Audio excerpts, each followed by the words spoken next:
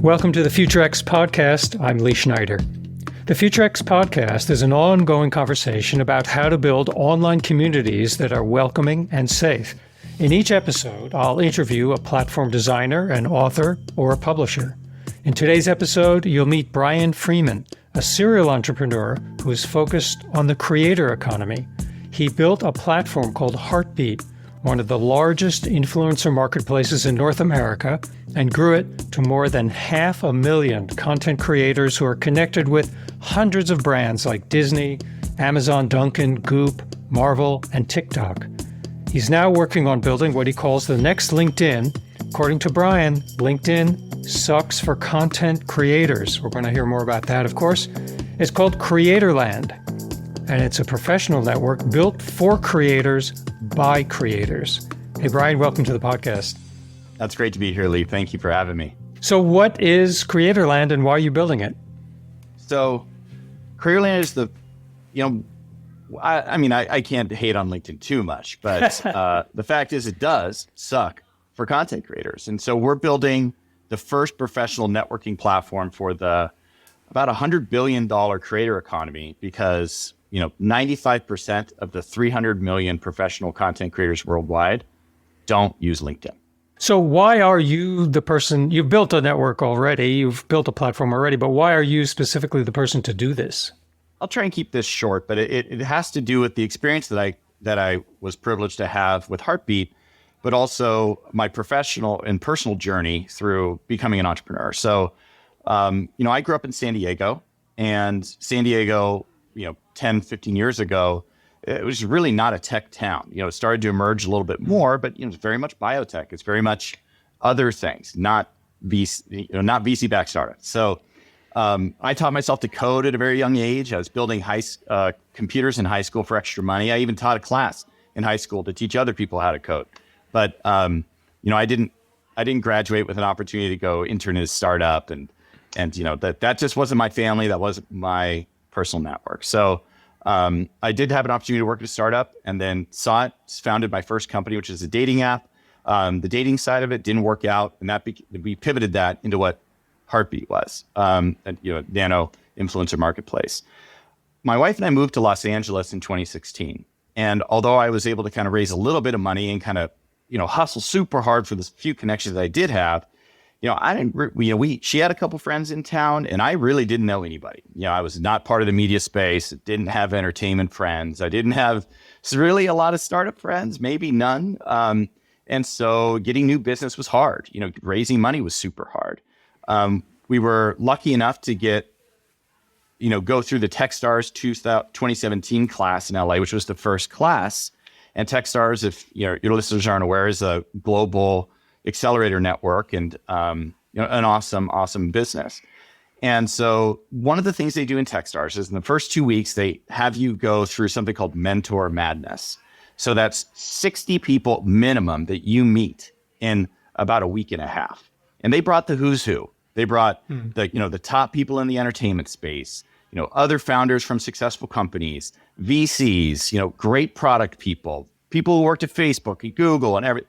So, I, being an enterprising guy, I came into that with about 400 LinkedIn followers, but I had a virtual assistant who I hired to go into Techstars' Google Sheet, which had every mentor for the entire country on it. And we were only supposed to kind of use the contacts from it to follow up with people. But I had her look up the LinkedIn and LinkedIn request every single one of those people who I met with. And then I was like, you know what, just go for it. Do it for everybody on that entire Google Sheet. It was about 500 badasses, basically. Right. And then I convinced my other co-founders to download all their contacts. And I did the same thing out of my email and LinkedIn. And then we all cross-introed invite request to everybody. And so from then on, every person I met with, every VC we talked to, every founder I ever talked to, the rule was if they're in my email and they had a calendar invite with me, we connect on LinkedIn. And when I left that program, I had 5,000 or 6,000 connections. That was the jumping off point for me for business development, PR, finding the next hire, getting contacts with venture, finding product people, going to people for advice. And it transformed my LinkedIn from a kind of a weird place with my high school friends to a living, breathing representation of the person I wanted to be and the success I wanted to have. And it gave me that jumping off point for it. And I want that for content creators, because what I saw with my previous company was a massive demand and a lot of loneliness and a lot of unknown. How do I do this? What's appropriate here? Very transactional business. And I feel like there's a giant hole here. Now, as a startup founder, there's this sort of turn it up to 11 attitude when building community. Like you get a bit of a LinkedIn list. Let's contact everybody on the list. Like, let's go for it. There's a lot of that in the startup community, but in the creator community, is it the same approach? I'm asking a community building question, really, and how maybe you're guided by what the community tells you, or what's the feedback loop that you're creating to grow this in a way that feels right to the community? I think it starts with, I think any new company really should start with building direct relationships with your target user. And so if that's a business, the type of business, that means interviews, that means getting to understand their pain, going beyond what you assume or your personal experience with something. This is really difficult for me on day-to-day life. That's not a signal of a big opportunity. That's not a signal that you're going to be solving a lot of pain for others necessarily. It could be an early signal, but it's not the whole thing. So I think, community building really starts with having an attitude of, I want to understand the pain and I want to have a pipeline to tap into as I start to iterate on what my solution is to solve that pain. And a lot of people who are in the startup space will tell you, that idea that you got really excited about, that you're like, oh my God, this is it, this is everything.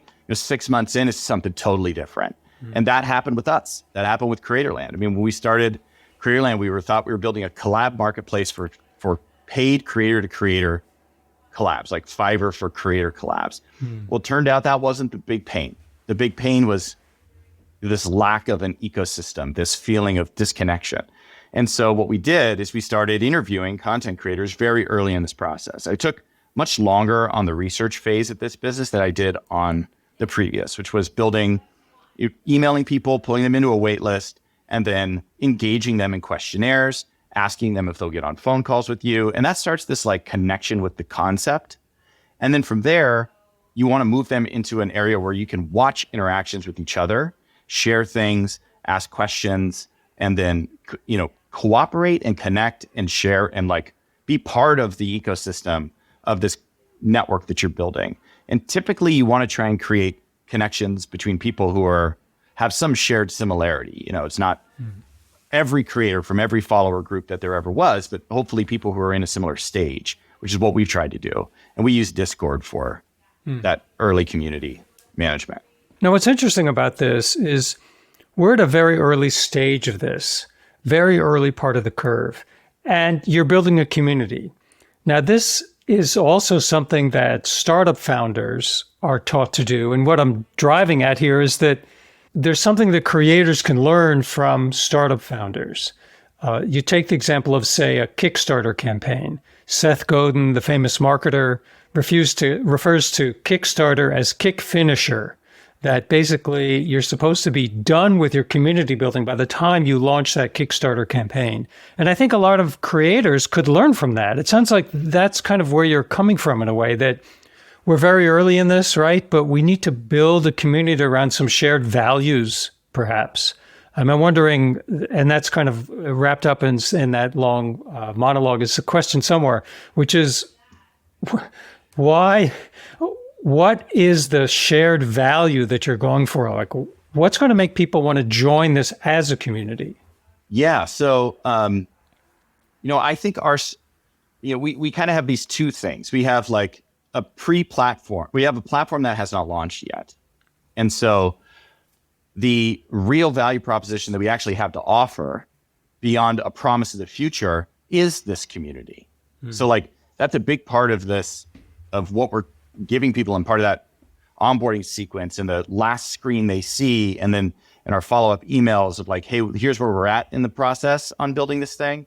Here's where you're at in the kind of sequence of release. And then also, get in that community on Discord and contribute, because that's where we're seeing insights. That's where we're unlocking value by And then we designed the Discord so that people could self-elect into specific categories to refine their experience around their interests. Like, am I a Twitch streamer? Am I a YouTuber? And what are my personal interests? And then different things that we know are relevant to this category. Like, they want to build followership, or they want to negotiate brand deals, and they want feedback on that. And we had somebody the other day who was asking about, I have a brand asking me for something very kind of out of scope for a normal engagement for the price. And the community was able to jump in there and say, here's some alternatives that you can offer them. And in the day-to-day life of most content creators, they don't have a gateway into knowing who else has gone through and successfully negotiated something like that, because their work is really them to their community, which doesn't really include this business layer. Right. It's more about the performance and they really do have to keep mining a niche once they find it. And so a community of kind of these like fans form around them, which they can build a ongoing relationship with, but it's really a performance. And so you might think like there are people who come up after a play and say, awesome job. But if that person who was in the play doesn't get to go with their cast members after the play and like go have a beer and download and talk about shared interests, it's a very lonely experience. And that's what most content creators have. They can have millions of fans, 100,000 people live at the same time on Twitch. And when they log off, there's a massive gap of like, okay, now I don't have that audience on anymore who was filling my day. And, here I am alone in my apartment, and I don't have anybody to pick up the phone and say, how could I have done that better? Or just say, this is how it feels to go through that. How are you dealing with that? Right. So I'm hearing layers, right? There are layers. There's sort of the performative layer. I'm a performer, I'm a writer, I'm a YouTuber. And then there's a business layer, or the sort of how do we get this done layer. I mean, this resonates with me because just before this, I was on a Zoom with a fellow writer, and we were talking about marketing books and what bookstores will take books on consignment, and how do Amazon ads work, and should you go with this distributor or that distributor? So I see a lot of value there for people because it's not openly discussed, or at least there's not a forum to discuss it where that's safe, that you're not going to be, criticized for being a newbie or whatever the downside might be of speaking out about it. Yeah. Yeah. Like, I think one of the big, so we have, I'm not ready to announce who this is yet, but we've formed a partnership with one of the biggest YouTuber groups out of the UK and most of Europe. And I was on the call with one of them the other day, and he was expressing that he feels a massive gap between the business community and the creator community. And if we focus in on just content creators, I think this is something that we see commonly, or I see it because, I'm pitching VCs or whoever. And because there's no, honestly, I'm thinking about like Starbucks with the third space. There's no third space where there's this like casual or even just like passive environment to absorb information that's professional in nature for either party, industry pros or creators, because it's always a transaction. Their communication is, hey, thanks for the payment, Nike, talent manager at Nike, want to grab a beer? Never, ever happened. Never going to happen. Like, where do they overlap? Only at conferences, maybe. And they're two very different types of people. But if you had them all in one professional ecosystem, now there's an opportunity for questions. Now there's an opportunity for someone to go, hey, I love that little clip that you uploaded about how you perfected that UGC post for that other brand. How are you thinking about that? Or like, what was that software that you used to get that graphic? Or like that leads to beyond the transaction, beyond the this just exchange of info to maybe a meaningful relationship that's a friendship, or maybe just a professional courtesy that exists in respect. Because right now there's a big gap. It's, they don't know anything about business. And that's the business side. And the creator side was like, oh, well, these guys are just in it for the money. They're just trying to get everything out of me, get the lowest price. Versus people really think about each other as professionals, because that's how I think about my peers on LinkedIn. It's not competitive for me. with other founders and to get VC money, that's not a thing. So like, maybe you see where I'm going is that I think that we need a third space where both parties can be in a non-transactional environment or a transactional environment sometimes to see this ecosystem really evolve. It seems deeper than a marketplace, because here you get to ask and answer. It seems like better than Quora, a little more creative than LinkedIn, and kind of like you're saying, finding a space that wasn't there before, and you're trying to create that for people to inhabit. And I think back to the, what has early community done to drive this business is, we basically did a very low code approach in our early days when we thought we needed to build a marketplace, because everybody knows that marketplaces, if they take off, can be super valuable, create a ton of enterprise value and really make you very wealthy and create a lot of value, right? So we thought we were building a collab marketplace. So we came up with some low code approaches to this, and we did engage a lot of our users. And what we found was that, they would invite each other to collab here and there, but they kind of didn't really have enough information. It was kind of an awkward interaction because it's like collaboration is more of a byproduct of a relationship that's either transactional or natural. It's transactional if a manager is like, hey, this other young woman is taking off right now on YouTube. You're taking off on TikTok. I need you to post about her on TikTok, and she's going to share, and you guys are going to do a YouTube clip together. And that following is going to drive up on both sides because you both got a deal coming down the line with Nike. And I think I can get you guys another few grand if we can boost these numbers. That's transactional. Organic is they run in the same circles. They form a real relationship. Now they're in each other's content. You get the same outcome, but you had to be physically there. So that was our premise. It's like, well, we can create a digital space where they can build these relationships and then pay each other for content distribution. But like by engaging with that community early and making sure we had a pipeline to connect with them, we were able to see like, well, the real problem, that is 2 down on the value props that we thought we could offer. The top was opportunity and discovery. They want to feel control and that they have more impact on the opportunities that come in through their door, and that they're a better match for who they are and what they want to do with their lives. The second is this education gap. So, we were able to extract this by having a community that we could say, hey, we've got 5 things. What we did in the beginning didn't work.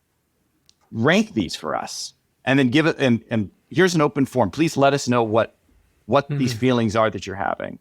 And so we found opportunity discovery, education and learning, networking with peers. Because if you're saying, hey, network with your peers, and they don't do it because they're not on LinkedIn, you're telling them to picture something that they've never experienced before. You mentioned a pipeline a moment ago. So is that Discord? And has that turned out to be the best way to knit people together? I mean, there's kind of 2 types of community. And I mean, that's not true, but I mean, like in my mind right now, it's this like, you've created a feedback loop that's pretty consistent through a single channel, and email through like surveying and like asking for feedback is a very good channel for that. And, or if you've built a social community and you're doing things like reacting live to people, you've got a dense followership and they will like participate in the comments. I don't find that that's really the case with businesses. I mean, I don't think people are excited about businesses on social unless it's like a Barstool, which is really more of an entertainment platform. Right. So you need to kind of find the channel that works for you. There are lots of community solutions out there, but Discord happens to be free and email is inexpensive. So for us, we look at it where there's the creator land to user. That is, we want them to feel like we care. We want to demonstrate we do. We want to make the community more transparent for people who are looking at emails. Like, hey, here's somebody who's in the community. This is what they had to say. If you want to follow them, here's their stuff.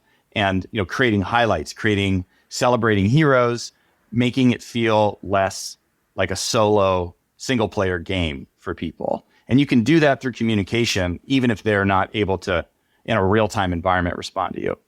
And Discord, which is free and has a lot of really good tooling and, is now adopted by many, isn't perfect. One of our challenges, just before I go on a Discord proselytization thing, right, is that people join Discord and they have usernames that have nothing to do with what this like presence is that they build externally, which is how you would validate, like asking someone a question, or, if it's someone responded, why you believe them, or, take someone seriously, or, whatever, all that stuff that like, you and I probably looked at each other's LinkedIn before the call, so we can like jam on a few things when we first get on. And it's like much easier to create flow. And like in Discord, it's all anonymous unless you force people not to be. And so there's some ways to do that. There's some plugins or writing custom code.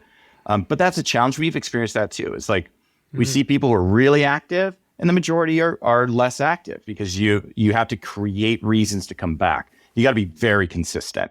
So what we're setting up is consistent audio-based like conversations between creators and between the platform and creators, and driving that based off of key questions that people have, and then making that content accessible after the fact so people know when it's happening and that it has value. And, that's an interesting, I like that idea. That's a very interesting idea, because one of my beefs with Discord is my eyes glaze over with the density. There's just so much stuff, so many channels and sub-channels and conversations and sub-conversations, and I just go, and some of them I find interesting, but I can't stick with it. So I like the idea of brief conversations or audio conversations, or just a way for me to navigate the Discord. I mean, that's been my issue with it. Oh, it's very fair. I mean, I'm in 60 Discords. So if they're not in my top 3, I don't look at them ever. And unfortunately, it's a very noisy place. Yes. And it was designed for gamers to build micro communities of their friends, not companies to build a 100,000 person ecosystem around 75 different topics at any given time. It's very hard to keep up. Most people turn their notifications off.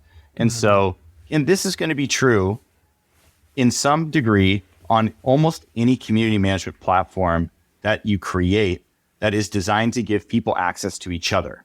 So if you need real-time interactions to create long-term value, then you need to be like driving the value prop of why being present during certain times is really valuable, and then deliver that value and celebrate it everywhere, cross-channel, so that you get more and more people in that live environment.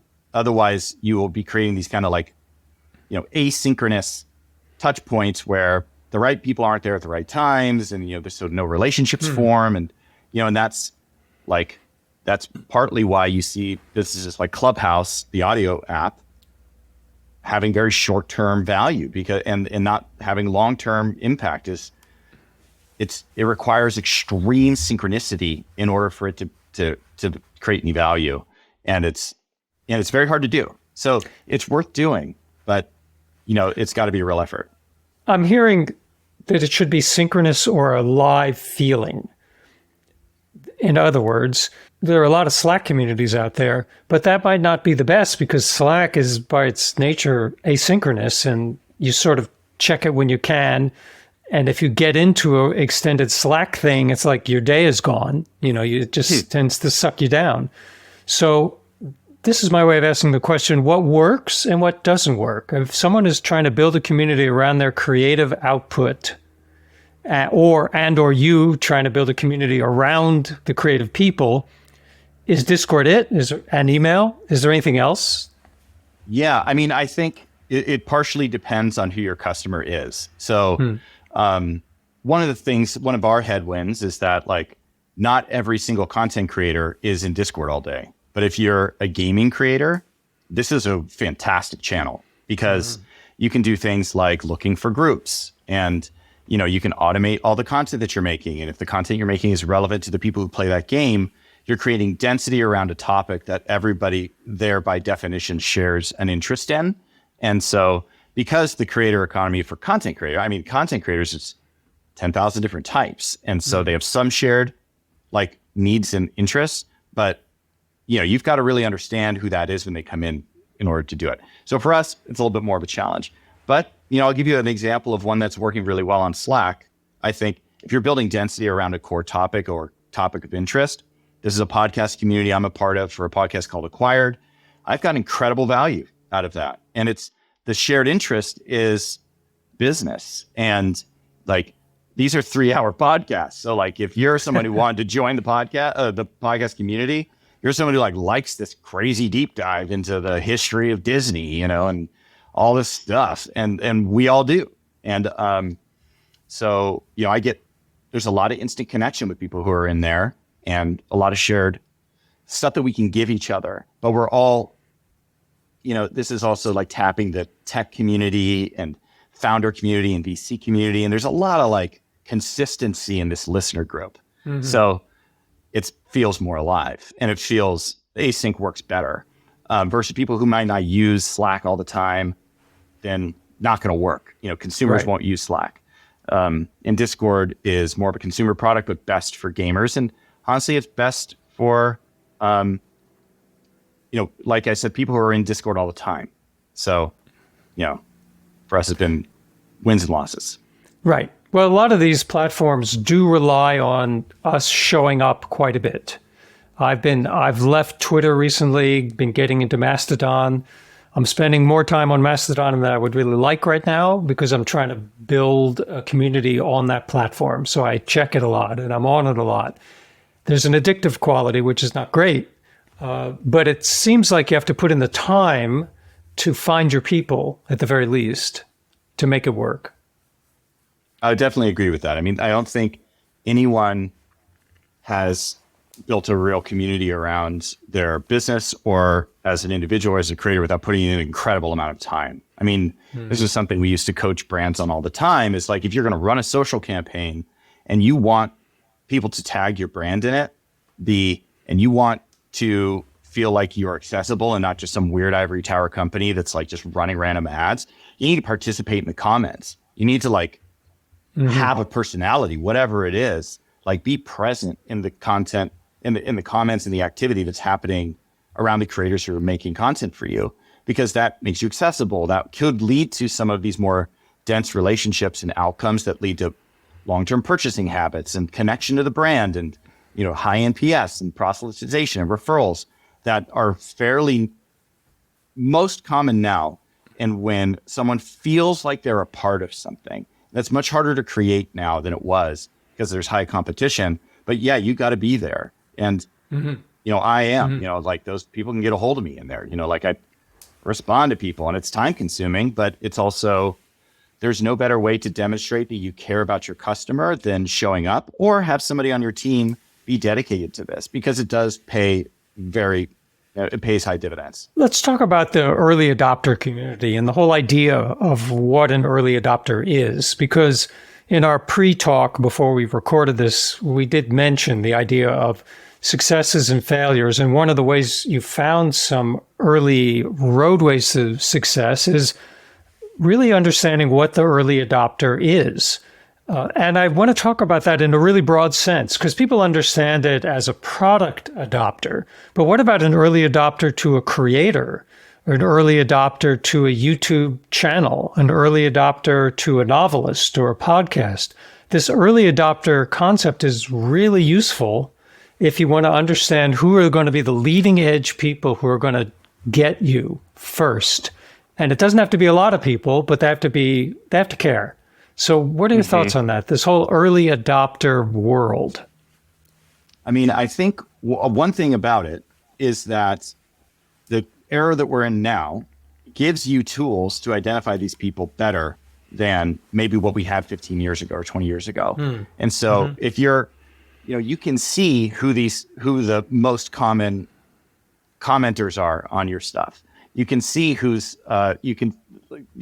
there are tools out there, and the social products themselves will help you identify people who are super engaged in your community. And if you're very present, you'll see them.